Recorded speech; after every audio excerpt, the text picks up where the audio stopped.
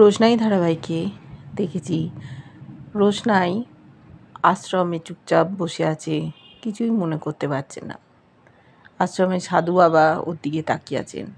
ওখানে আছেন নৃত্যশিল্পী গুরুজি রঞ্জন প্রসাদ।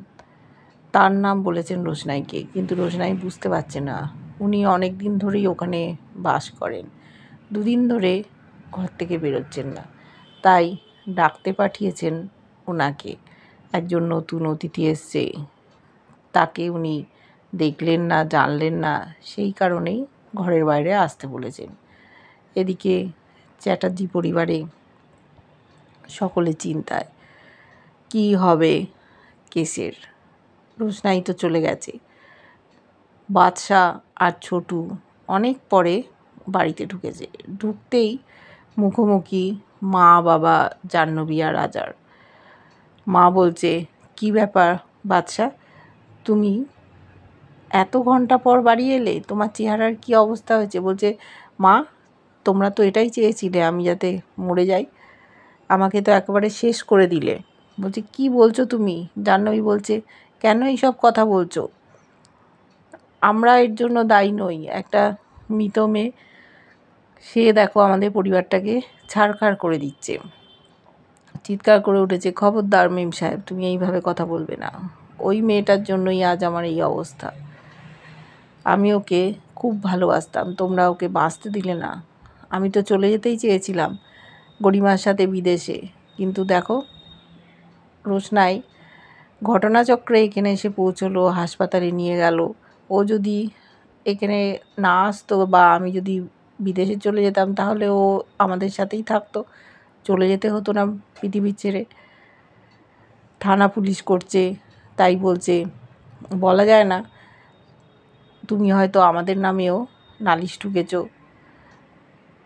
আরণ্যক বলছে, দেখো আমরা তো কিছু বলতে পারবো না, পুলিশ বলবে, পুলিশকে আমরা যা জানানো জানিয়েছি। ছোটুও বলছে যে তোরা তো কোনো অপরাধ করিসনি, তাহলে তোরা চিন্তা করছিস কেন? তোদের তো চিন্তা করার কারণ নেই, যারা বাজে অপরাধী সেই ভয় পাবে, পুলিশ সকলকেই জেরা করবে, জিজ্ঞাসাবাদ করবে। মাথা নিচু করে আছে। আরণ্যক বলছে যে একজন দোষী না তার সাথে অনেকেই আছে, সেটাই দেখার বিষয়।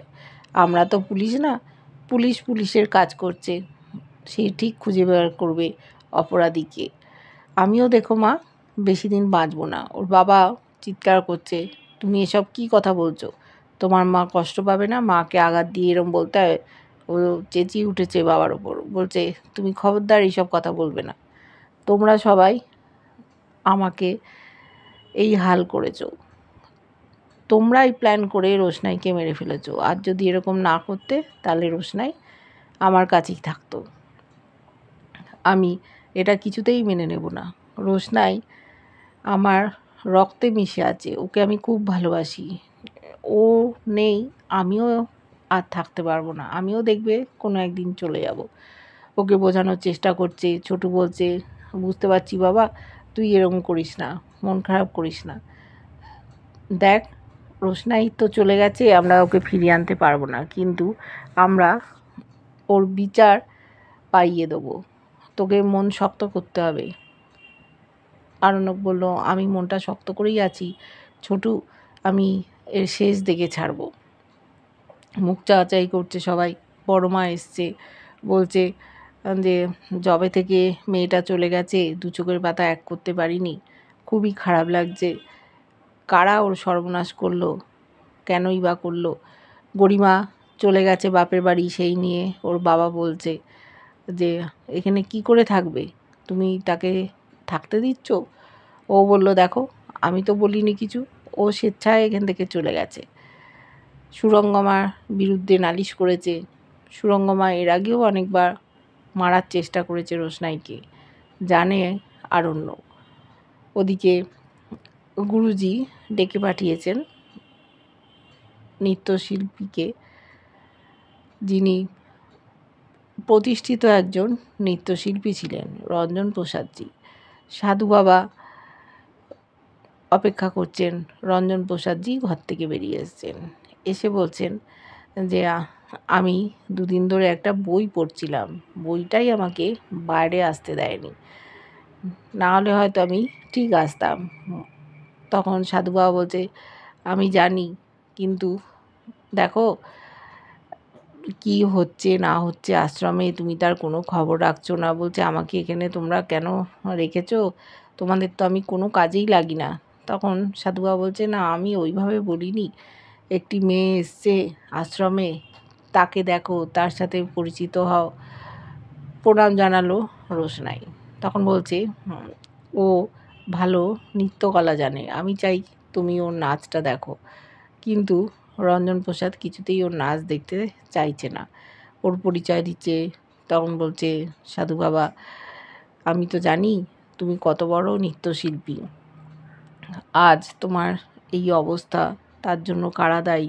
রঞ্জন প্রসাদজি কথাগুলো বলতে দিলে না, বলছে, ওসব কথা বলে দরকার নেই, আমি সব মনে রাখি না, তবে আমার আর নাচ দেখতে ভালো লাগে না। রোশনাই তখন বলল, থাক না, উনি যখন নাচ দেখতে চাইছেন না, তখন কি দরকার ওনাকে জোর করার। উনি তখন বলছেন, এটা তোমার অহংকার কথা বলছে, দেখো আমি আর যেন নাচের সাথে নিজেকে জড়াতে চাই না, সেই জন্যই বলেছিলাম। ঠিক আছে, তুমি যখন নাচ করতে চাইছো করো, কি নাচ করবে? ও বললো, কত্থক। বলল, তোমার ঘুঙুর আছে?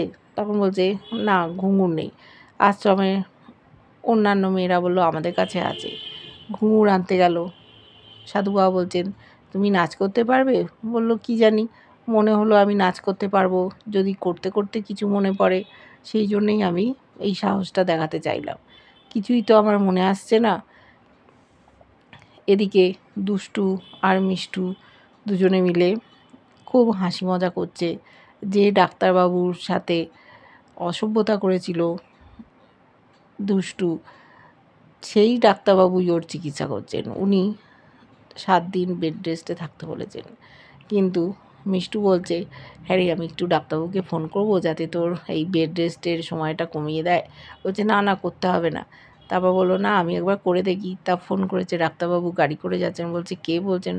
তখন বলল, ওই যে আমি, দুষ্টুর দিদি মিষ্টু। বলছে, আমি তো ঠিক চিনতে পারছি না। বলছে, ও আপনি চিনতে পারছেন না? তখন মিষ্টু ফোনটা কেড়ে নিয়েছে। বলছে, আপনি আমায় চিনতে পারছেন না? আমাকে বেড রেস্টে পাঠিয়ে দিলেন, আমি সেই থেকে আছি। তখন বলল, ও সেই তুমি? বলল, হ্যাঁ।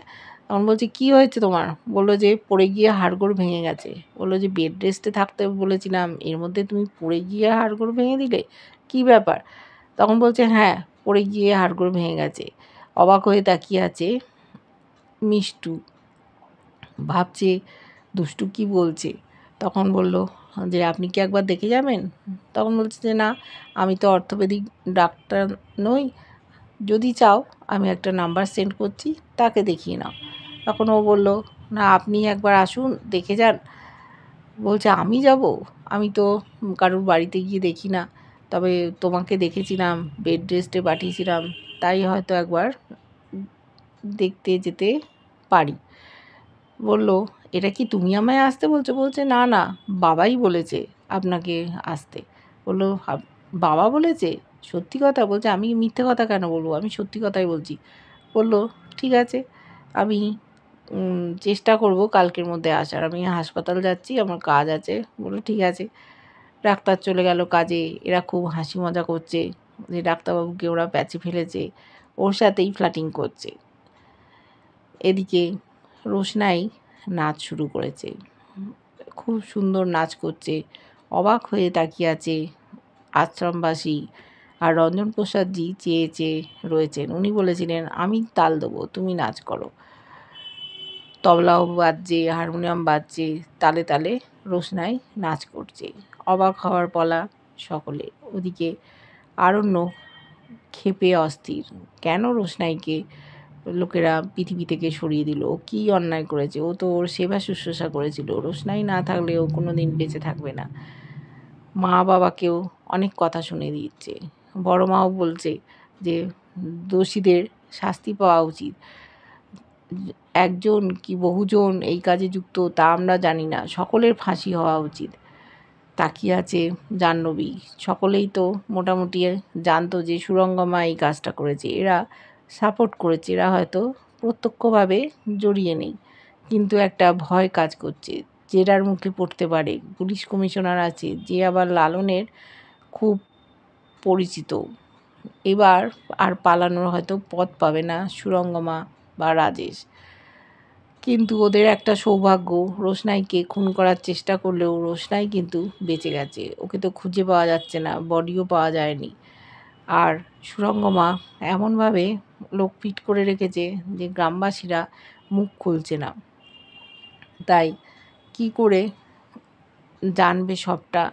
রোশনাইয়ের স্মৃতিশক্তি কি আদৌ ফিরবে? আর যদি ফিরে আসে, আরণ্যক একটা নতুন জীবন ফিরে পাবে। তখন হয়তো আর রোশনাইকে ছাড়াও থাকবে না। সমস্ত ঘটনাটা নির্ভর করছে রোশনাইয়ের স্মৃতিশক্তির ওপর। কী ঘটবে ভবিষ্যতে, দেখতে থাকবো ধারাবাহিকটা। কেমন লাগছে তোমাদের অবশ্যই লাইক কমেন্ট করে জানিও। ভালো লাগলে চ্যানেলটা সাবস্ক্রাইব করা, যারা ফেসবুক পেজ থেকে দেখছো ফলো করে সাথে থাকো।